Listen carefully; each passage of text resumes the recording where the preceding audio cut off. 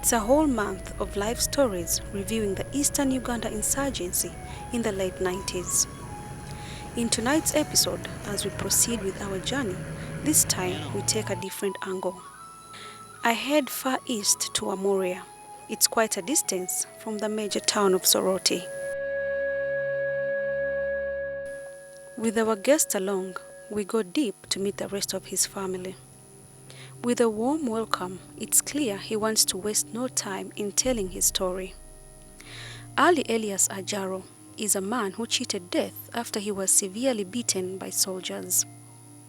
He may not have been locked up in a train wagon, but the consequences that led to his arrest are similar to the Aboge victims.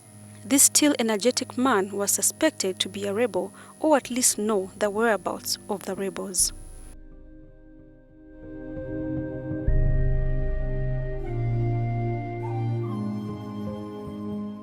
Today on the show, we visit Ali alias AJARU in Amuria District, Kujo Sub-County, Amilimili Parish, who was buried alive, but with God's grace, he managed to come out of the grave. Welcome with me, Mr. Ali alias. Welcome to the show. Thank you.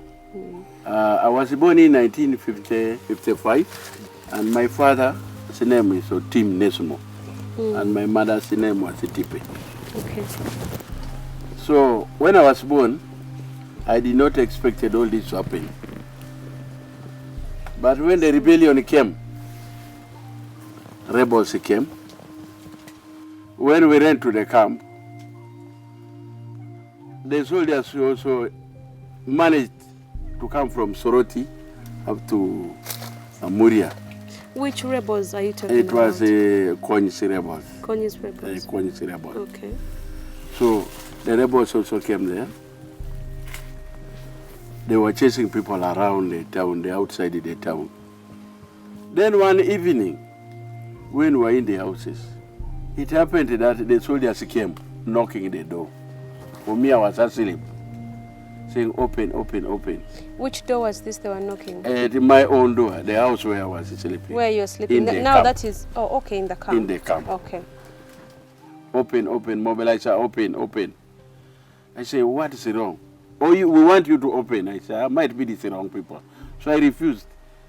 Immediately I saw that they banged the window, they entered in the house. Along the course of my interview, Elias AJARU is very passionate and seemingly honest about what he is saying. Without fear, he shows off his scars, some too private to look at. You can see Madam here. Even here. Even here. When they tried to make Andoya, they carried me up. They lifted me. After lifting me, one had a panga. He cut me here. You can see here.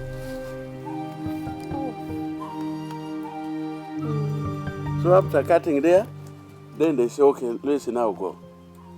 Then one man said that this man will run. Then again, they cut me here.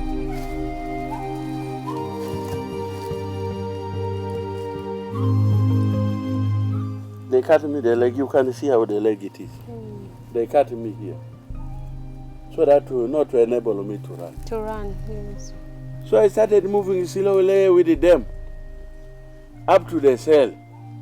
But before reaching to the cell where people were, where they put people to the cell, they took me to one house where there was a barracks. Then now, they started caning me. 300 strokes. You and who? Were there other people whom they caned? The other ones were also now inside. Okay. They caned me from there. Then they were asking me, "Do you know the rebels?" I say, "Mama Jane." When they hear that name, Mama Jane, then they say, "Okay, now let's take him to the what? To the cell." Now, by the time when I was entering in the cell, they also speared me with a bayonet. They speared me twice. Here. Oh, okay. They speared me here. But that one did not enter properly. It entered from here. Then it came up like this. Here. So, okay. Then again they speared me here. You see this one? Yes. They speared me here. From me up to here, they penetrated up to here. Then there's also another one here. This one also is a Bennett. But that one also came up to here. They push me now inside the cell.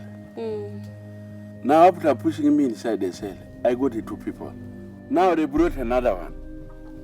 The third one.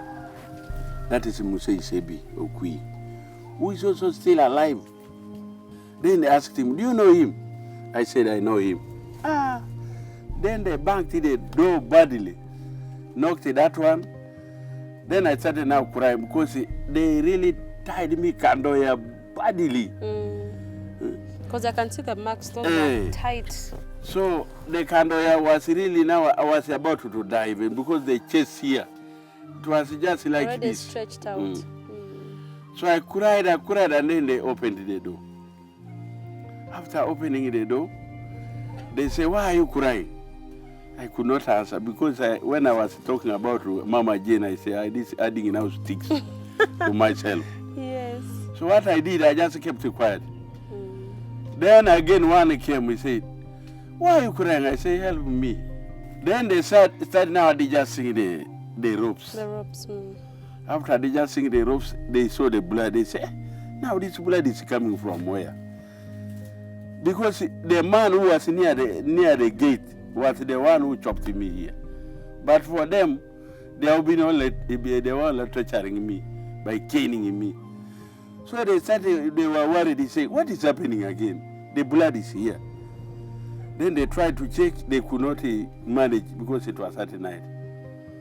Then I asked him, my friend, how can you help me now? The good thing that the other man had a razor blade. So he cut off my shirt. Then we tried to remove the shirt a bit, become half of it. Because now the leg was becoming swollen. So after that, the next day, we stayed for the next day. The third day, they say, now, we can now take this one to kill. Now, when they were getting the other ones, they looked at me, they say, this one, how can we leave this one now? This one cannot walk, cannot do anything. Even if we leave it, it will be another case. Let's take him also. Now, when they brought us and then they tied us again, Kadoya, then they lifted us up like this. Then they put us on a line. There were 11 soldiers. Musururu, we were in the middle of there. So we are moving slowly. They say, okay, can we kill them here? They say, no, let's move a bit. Then they moved a bit. They say, okay, let's now stop there. They stopped there. Then they started digging the grave. But between us there, one boy said, if you survive, you help my people also. Now, when they heard it, that boy said, who's talking? Then they started beating us again. Then they say, oh, it is this one. Okay, now we shall start killing that one. Then they started tying the rope and then they cut it. They removed that one away from me. Then we were left with 2. Then they started cutting that one using the panga and the hoe and the axe. Chopping his body. Just the body and the head like this, beating, and then they threw him in the pit where the other one was there. Then the man said that now I've not completed to dig the pit. Now you are throwing these people. Now you do it quickly. The rain is coming. Now they go to the second one. Then they kill that one also, using the same things. Then the other one who was in the grave, they say, now you are finishing all of them. Leave me also one. Leave me that one. What will I kill now? Then now the madam, they left to me. The other man came with a hoe. He cut me here. You see here? He cut me here badly. So by the time he cut me here, I lost everything. After that, the man cut me here. You see here? I hear. You see here? The man cut me. He cut me here. He cut me here. He cut me here. Then here. So all that I did not know now. You already unconscious. So I was conscious. So now they threw me also there.